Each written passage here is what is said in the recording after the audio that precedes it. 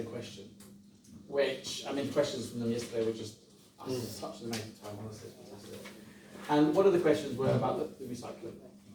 Now, one of the things that I would do, and I totally agree with you, is an absolute mess. Part of the reason why, I decided to put myself forward. Now, one of the questions from a young man was, where does our recycling go? And I cheekily responded, quite frankly, on the beach and in the sea, because that's where our recycling goes at this moment in time. The top 6 councils in the UK for recycling are Liberal Democrat run councils. Brighton is down to 303rd for recycling. Now, what would we do? The key thing for us is to look at what's going well. Look at what these 6 councils are doing well and take from them. I've got no qualms, no inhibitions about going to different councils and saying, what are you doing that we're not doing that can work for us? So that's the first thing that I would do to make sure that the bins are appalling. I mean, don't get me wrong, the bins are absolutely disgusting. Half of them don't work. Older people can't lift them up. People with mobility issues can't get the roofs up to actually put them in, and they're so high as well for some people. So many times I've had to help people get their rubbish in those bins in the first place. Get rid of them, do the European style bins, which have actually also been trialled in Liverpool, where they basically are dug into the ground, and there's sensors, motion sensors, if someone falls in, if an animal falls in, all that sort of, if it's coming to near to be filled up, that an alert would go, so you don't have this missing of bins all the time as well. That's also happening. So that's another thing that we do. As you're probably aware, nationally, Liberal Democrats are working with Surfers Against Sewage. Really huge campaign for the last 18 months, highlighting about the sewage that's coming in. Lewis is one of the worst, Lewis is the second worst area. Once again, to say the water companies.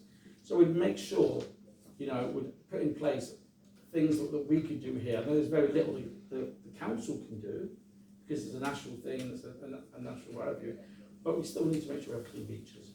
More alerts, see what we can do to actually penalise them as well. I did a radio interview the other morning, and they said, what are your key things as a highlight?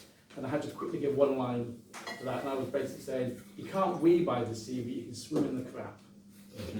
That is the state of what we're like at the moment, and that's what we need to change. Okay, thank you. Right, Bridget, would you like to say something? Yes, I would. I just wrote these figures. I will answer your question, but just to look at context. So we have 54 councillors, and any party needs 28 to have a majority. And no party has had a majority for years. So basically, 2011 to 2015, Greens had the most, but they had to work with Labour. Labour took over 2015 to 20, had to work with the Greens, and then we're back, Greens and Labour again. So the two, it's nice that he's here and everything, but Liberal Democrats don't stand a chance to get any councillors. They haven't had any for years, and the only reason they're standing candidates is that they've been told to by HQ, because apparently they want to keep momentum going for the general election. I don't know why they don't spend their resources on Lewis, where they actually stand a chance, or Eastbourne. I haven't had any leaflets through in my area, and our Liberal Democrat councillor, I've never seen her, candidate, I've never seen her at anything. And most importantly, she'd never ever donated to anything, to the food bank. She was at your Hustings on Sunday. Yeah, she embarrassed so herself. you have seen that. I've never seen her at any community activity, including Nottingham Parish Council, where she lives. And are you going to get to the bit where you tell us? Oh no, I was going to say slander someone's not the theme of the night. I was kind of liven it up a bit, right? Well, we're going to slander someone, and she's not here to defend herself. Guys, really quite rude. Well, I'm not slandering her. She's You never are. been seen at You're any community slandering someone. activity. She was at your Hustings on Sunday. Yeah, well, the first time. Question. All right, Let's go to the question, I will exactly. answer the question. I was just going to give you perspective to these figures, really. Okay, in answer to your question, right, pollution in the sea. So there's nothing that we as a council can do really to pressure southern water. That's a national issue. But we do have issues with the marina. There's a lot of toxic chemicals coming out from the boats there and from various activities. So that's something we can definitely tackle on a local level. And we can see the beaches at Ovingdean, Rottingdean and Saltdean deteriorating. So that's one thing. The bins, yes, the bane of my life. I get emails every single day about the bins. I mean, they are improving internal systems, but it's still not how you run, an organisation. For example, recycling was missed for 2 months. And that was because about 5 vehicles all came up for an MOT at the same time, and guess what? They didn't book them in early enough, and so they were in a queue. So they were off the road, and we all missed our collection. So it's kind of basics like that that are not happening. What was the other thing? Oh, roads. Just interested in what you want to do for the environment in public transport is what I was, public transport. Okay. Well, I mean, the next self-made disaster, road disaster that's coming to our city is Valley Gardens Stage 3. If you want to know what that is, taking away the roundabout by the aquarium, putting all traffic on the east side of the road. And that's costing us another £13 million. There's £6 million from a grant and £5 million as a loan, but £2 million is from council coffers. That could be going into City Clean to buy some new lorries. It could be going into fixing all the potholes. So my general theme from being on the inside for the past 4 years is that where the money is spent needs to be rejigged. We need to go back to basics. We need to focus on what's important for us. And we need to have a period of calm after what's been a very tumultuous few years for the city. See, I got there eventually. Thank you. Okay, we're going to just go 1, 2, 3 down here. So, Alistair, would you like to? Yeah, so it's our number 1 in our manifesto: fix rubbish and recycling. As Bridget says, it is the bane of my life, the poor rubbish and recycling collections in Patchman Hollingbridge. Every day, every week I get contacted about it, and I'm giving a litany of different excuses. Either lorries break down, or they forgot, or drivers need training. Endless excuses. It's bad management. And the Greens, of course, are proposing to cut rubbish to once a fortnight. So it won't be once a fortnight, it'll be once a month, at least in my ward. So I think lots of residents are really fed up with that. And it's about management, it's not about the money. But also, Labour insourced housing repairs, that costs £10 million. So we've got a 10,000 backlog of repairs in social housing. There's lots of social housing in my ward, and people are living in a terrible condition. And they wasted so much money because ideologically they wanted to bring it in-house. Public toilets are terrible. We saw this coming in the summer. We didn't want Portaloos on the seafront, but they're better than nothing. But that was rejected in full council, having Portaloos. We knew it was coming. Again, Greens insourced public toilets halfway through a contract with a private company, cost £2 million to do that, and then close them all down. There was a huge uproar, and then they decided to reverse their decision. Maybe. We don't know which ones are going to be saved yet, etc., etc. So, if you want people to look after the environment, you have to feel that the council wants to look after the environment. Labour cut money to protect graffiti. Instead, they're charging private businesses to pay for cleaning graffiti instead. The council needs to show that they care about the state of the city. Then, if they do, residents might do. We planted a new wood in Patchman Hollingbridge. That was proactive. I'm up there very often, planting trees there myself. We've helped residents plant trees all over the place. But again, Labour, the Greens, I believe, increased the cost of one of the two parties. They've been in power for 12 years. Doesn't really matter. They increased the cost of tree planting from £400 to £5,000, I believe. So that's not helping. People have to form community groups in order to start planting trees. It's expensive. So we're being proactive in Patchman Hollingbridge in doing green things, and we just feel the council has let people down. People are disappointed about them. They cut down the green wall. It's just a litany of mismanagement. Trevor, your Well, turn. thank you. From a personal perspective, I've worked in the environment sector for 30 years. I'm a chartered environmentalist, and I'm passionate about the environment, and it really does matter to me. And I got to a decision about a decade ago, weighed up where I was politically, and I decided Labour was the best place to take on and deliver on the environment. And I weighed up other options at that point. For me, Labour is the place for that. And we've got some very exciting prospects in our manifesto, our way of again. But when our starting line in the manifesto, restore the city's basic services. We've got to bring about restoration of some of the basic services that you're expecting to receive as a council taxpayer. And yes, we've got a number of environmental improvements, so I'll just list a few of them away. We want cleaner streets, that's something we absolutely agree. We don't get the weed control right. We haven't got it right at the moment in the city. We've got to navigate that better. And so we can get safe pavements and encourage people to use them safely. We want to improve better rubbish collection. We want a real person on the phone when it comes to raising the concern that you've raised there. And we want to ensure free toilets and rejuvenate the seafront. And there's a couple of points there. In January, Labour noted that there was a proposal by the Green administration to close 15 public toilets across our city, mostly in parks and the seafront. And we objected to that. We worked with other campaigners and said, look, we've got to resolve this. And in the recent budget, council budget, Labour put an amendment together to say, why don't we take £1.1 million out of the low traffic neighbourhood in Hanover and use it to save the toilets across the city.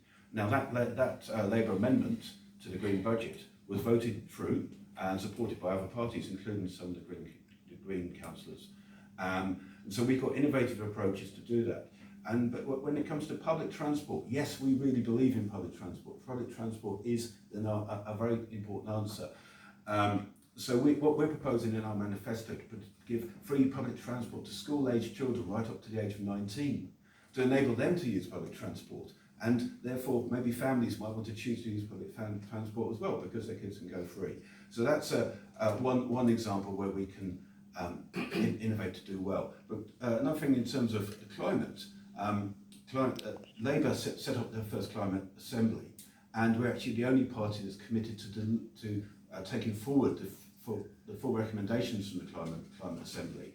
But for example, we're looking Labour support the park and ride to reduce the number of cars and make that affordable as well, so people coming out from the outside of the city are to park on the edge of the city to make it more to reduce the amount of traffic in the city. So we've got a lot of innovative ideas in terms of marine pollution. I don't know how much you're aware of the history of this. Now, Brighton and Hove worked 2 decades ago closely with Southern Water. We got the stormwater tunnel, which collects the combined sewer during very high rainfall events, and it's pumped over to Peacehaven, the brand new state-of-the-art treatment plant there. So, in some level, Brighton and Hove have engineered solutions to address some of this. However, we're also affected by the neighbouring, where there's discharges from the stormwater sewage works overflowing. For instance, at Carrots Cafe in Ada and Worthing and Lewis, which was noted there. So we are affected by the pollution of the sea. So we're not able to do so much as a city council because some water might say, well, you've already got your infrastructure, but we need to work with other authorities along the sea, along the coast, Sussex coast, so Littlehampton, Worthing, Ada, Lewis, Eastbourne, and just work together and press home for some water to do better. But also, we believe that some of that solution is with national government, and we think the Tories have been too soft on some of these polluters, for particularly the major wastewater companies, and we would look to seek to put more robust regulation to ensure that these companies aren't bypassing even the consents and legislation that they're obliged to follow at this point in time. Thank you. Now, Mark, it's your turn to come back on. Thanks. Well, it falls to me to be the adult in the room. After 13 years of Conservative government, we've had £200 million cut from the council's budget. We can't go down the line, which councils used to do, of trying to break the law. If they do that, I'm from Liverpool originally, Liverpool's mentioned. If you do that, if you try to set a legal budget, you have commissioners sent in by the Conservative government who do far worse things, far worse cuts than the things that, unfortunately, any power in administration has to do. So, for example, the toilets was on a list of things that could save money. It was never something that we wanted to do, and it was something that was clearly not going to be done. When you brainstorm, when you work in industry like I do, you brainstorm ideas, you have unthinkable ideas, and you strike them out. You don't not think them, because you've got to think of all the things that might happen. I could talk for hours just on the public transport. I said I'm a transport planner. I'm a fellow of the Institute of Highway Engineers, fellow of the Chartered Institute of Highways and Transportation. I could talk for hours just on the transport implications of what's being discussed. I'm not going to bore you with that, because this isn't a transport, Hustings isn't a transport lecture by me. But just to say a couple of things on the bus travel. Buses are generally too expensive. We have some of the cheapest buses in the country outside London. In London, it's massively subsidised by Transport for London. But unfortunately, we don't have the powers to do that. What we have done is literally today signed up an enhanced bus partnership between the council and the 4 private bus companies. Remember, they're all private bus companies. We've got £28 million bus service improvement plan, which comes from the government, yes, but it comes in a challenge thing. Everything that comes from the government comes in a challenge. You've got to have officers writing bids, some of which get turned down, like Madeira Arches. You have to spend lots of time writing bids, of which some, very unfortunately, are not successful. This one was successful, so we have got very cheap bus fares for children. We have got cheap bus fares for adults as well, £2 bus fares, which is capped when you do that. It's not good enough. You've seen in Luxembourg and in Germany where places have put in free public transport for everyone. That's a national plan, and if the government was to fund that, it would be brilliant. But we heard a Secretary of State today saying the only place that people really want to travel by public transport is in London. Everywhere else in the country, everyone should be relying on their cars. That's Mark Harper, the Secretary of State for Transport. Look at his speech from today. Brighton is not that sort of city. We have a majority of people travelling by public transport, by walking and cycling, including in the most hilly areas of the town. And what we are trying to do is to recognise that and to keep that going. And the measures, for example, taking money out of the low traffic neighbourhood, it wasn't the low traffic neighbourhood, it was boundary roads like Elm Grove and Queen's Park Road, which is on the border of Queen's Park Ward, which would have made those roads safe for people to cross with children and families. It wasn't doing the measures in Hanover, which have unfortunately, you probably might have seen the Panorama programme on Monday, about being turned into a culture war about low traffic neighbourhoods. And to give credit, the sort of measures that were proposed in Hanover are exactly the sort of measures that Labour councils in London are doing. Exactly. Lambeth, I work with Lambeth and Hackney and Southwark. Unfortunately, the Labour candidates here said no to LTNs. They're not recognising. In fact, they criticised other Labour councillors from other places in the country who said that what was happening here was not the right thing. They actually shut down. Damien Haywood, who was a councillor in Oxford, for saying these things. So what we're doing is entirely mainstream, entirely the sort of things that other councils in the rest of the country are doing. Now, you mentioned recycling, and I said I'm from Liverpool. The bins in Liverpool cost about £1.5 million. To dig up the roads, they can only do that in the waste, unfortunately, the waste areas of Liverpool. Liverpool's population has halved. So there are lots of areas where the houses that have been demolished. They can only put bins in places where there aren't cables and water and sewage under the ground. Our roads, unfortunately, are full of things. So you can put them in new build areas and you can put them in places where there is waste and derelict land. But unfortunately, it's just not practical with the cost of putting them in, to put them in dense terraced houses. That is just an answer. And finally, on recycling. A lot of our recycling, because of the 30-year deal that was signed by Labour and then extended by the Conservatives, goes to Veolia and goes to, you've probably heard all this before, but goes to Newhaven to be incinerated. Some of that can't be treated. Some of the plastics that people would like to be recycled it went formerly to Bangladesh, to Turkey, where people in the developing countries on very low incomes with no personal protection are effectively sifting through this very poor recycling and getting their own health impact from that. Some of that stuff, people forget that the mantra should be reduce, reuse, recycle. Recycling isn't the only thing. Reducing and reuse are much more important than the first two before you get to that. So what we're trying to do is get to that point where we can have refill shops, where we can have more repurposing of equipment, but rather than actually just relying, oh, well, throw it away and the council will deal with the recycling when it's happened. And some of that, as I said, can't be used. And finally, the mention about going to weekly or going to fortnightly bin collections. That is, again, standard what other councils, in fact it's going to be mandated in the near future anyway, but it's what other councils are doing. It would be fortnightly for general waste, it'd be weekly for food waste. Most waste is food waste, so that would be collected weekly. And the way to do that is you reduce the other waste that's then generated. So that would then become fortnightly because your bin wouldn't be as full. The flip side is you do need a third bin. That's what, again, you look around the country at other local authorities, that's what other local authorities are doing. They have a food waste bin. So we're not doing anything that is abnormal by the tasks of other sensible local authorities across the country. We're just learning exactly what was said before. We're learning from good practice elsewhere. And why wouldn't you? Sorry, are you proposing to bring in a food waste bin? Because that's one of the things I'm annoyed that. Yes, that's it. That's exactly the manifesto. Okay. Well, that's a bit weird from central government, isn't it?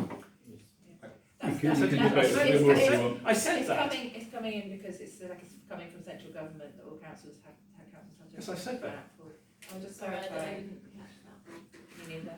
The question is, will it be collected on time?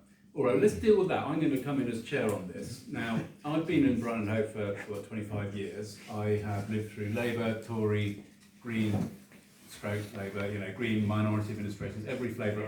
Sorry, not Liberal Democrat administration. The bins have always been a problem.